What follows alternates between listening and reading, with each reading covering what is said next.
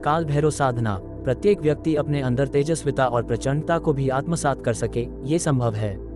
प्रत्येक व्यक्ति के जीवन के दो प्रमुख पहलू होते हैं, अच्छा बुरा, उल्टा सीधा, तेज धीमा, सौम्य उग्र। और उसका व्यक्तित्व तभी पूर्णता युक्त होता है जब वह दोनों पहलुओं से परिपूर्ण हो। जहाँ उसके अंदर ममत्व, प्यार, दया जैसी सौम्य भावनाएं होनी आवश्यक हैं, वहीं पौरुष, प्रचंडता, तेजस्विता जैसी स्थितियां भी होनी अत्यावश्यक है।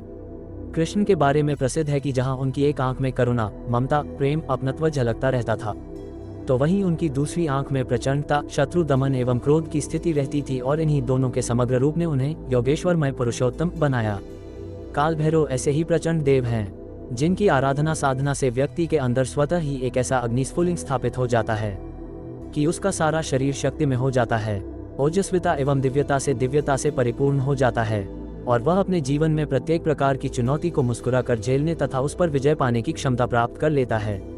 ऋषियों ने जब साधनाओं का निर्माण किया तो छोटी से छोटी साधना भी उनके अनुभव पर ही आधारित थी। जब उन्होंने काल भैरव के लिए अष्टमी तिथि निर्धारित की और वह भी कृष्ण पक्ष की, तो उसके पीछे एक गूढ़ चिंतन था। प्रथम तो काल भैरव एक ऐसे देव हैं जो कि व्यक्ति के झूठे व्यक्तित्व को नष्ट कर उसे सभी अष्टपाशों से मुक्त करते हैं, और चून की सभी अष्टपाश अज्ञान रूपी अंधकार से निर्मित होते हैं। अतः इनकी साधना के लिए कृष्ण पक्ष की अष्टमी को निर्धारित किया गया। काल भैरव का रूप मनोहर है, उनका शरीर दिव्य, तेजस्वी एवं सम्मोहक है। उनके एक हाथ में मनुष्य का खप्पर, जो कि नवीन चेतना का प्रतीक है, स्थित है। दूसरे हाथ में यमपाश है, जो मृत्यु पर विजय का द्योतक है।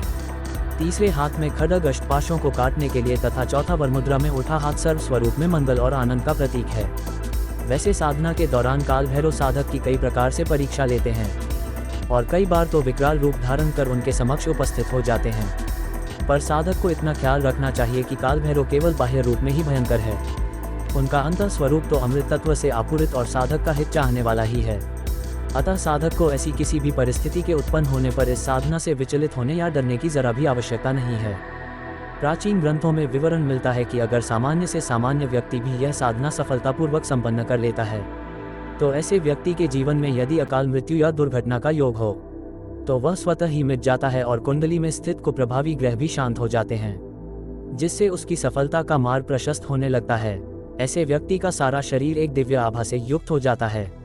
मित्रगण हमेशा उसके चारों ओर मंडराते रहते हैं और उसकी हर बात का पालन करने के लिए तत्पर रहते हैं। शत्रु उसके समक्ष आते ही समर्पण मुद्रा में प्रस्तुत हो जाते हैं और साधक के आज्ञापालक बन जाते हैं। वह कभी भी युद्ध, विवाद, मुकदमे आदि में पराजित नहीं होता।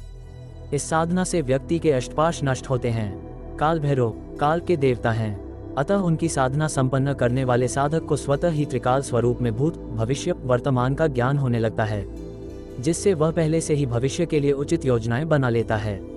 वह पहले से ही जान जाता है कि यह व्यक्ति मेरे लिए सहयोगी होगा कि नहीं, ये कार्य मेरे लिए अनुकूल होगा या नहीं। साथ ही साथ धन, मान, पद, प्रतिष्ठा, वैभव उसके जीवन में उसके साथ साथ चलते हैं, और वह सामान्य जीवन से ऊपर उठकर देवत्व की ओर अग्रसर होता है। साधना विधान। ये साधना 1 दिवसीय या 21 दिन तक कर सकते हैं। इस साधना को काल भैरव अष्टमी, पुष्य नक्षत्र दिवस को या किसी भी रविवार को शुरू करें। साधक रात्रि में स्वच्छ काले वस्त्र धारण कर काला आसन या कंबल बिछाकर दक्षिणाभिमुख होकर यह साधना संपन्न करें। साधक अपने माथे पर काजल की बिंदी भी लगाएं।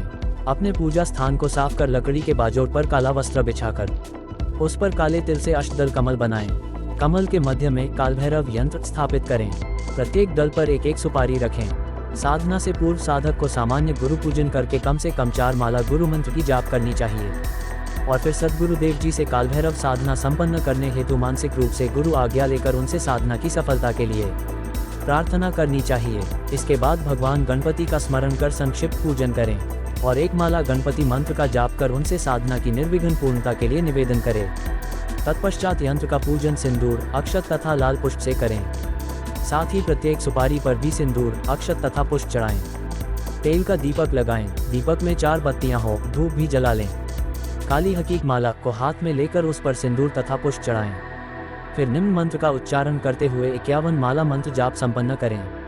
मंत्र: ओम क्रीम क्रीम काल भैरवाय फट। साधना समाप्ति के अगले दिन यंत्र, माला तथा सुपारी उसी वस्त्र में लपेटकर नदी में ये कहते हुए प्रवाहित कर दें: हे काल भैरव, आप समस्त प्रकार से मेरी रक्षा करें, मेरे शत्रुओं को परास्त करें तथा मुझ पर अपनी कृपा कर मुझे सर्व सुख और संपदा से युक्त करें। ऐसा करने पर यह साधना पूर्ण होती है। तथा साधक कालभैरव की तेजस्विता को अपने अंदर समाहित कर अकाल मृत्यु, चिंताओं, बाधाओं को दूर करता हुआ निर्भरता व निडरता युक्त जीवन व्यतीत करने में समर्थ होता है। आपकी साधना सफल हो और भगवान कालभैरव आपकी मनोकामना पूरी करे। मैं स्वामी शरणयप्पा भगवान जी से आप सबके लिए कल्याण कामना करता हूँ। इसी कामना के साथ जय कालभैरव, जय माता बगलामुखी। चैनल को लाइक, सब्सक्राइब, शेयर करना ना भूलें। कमेंट में जय बगलामुखी माँ अवश्य लिखें। धन्यवाद।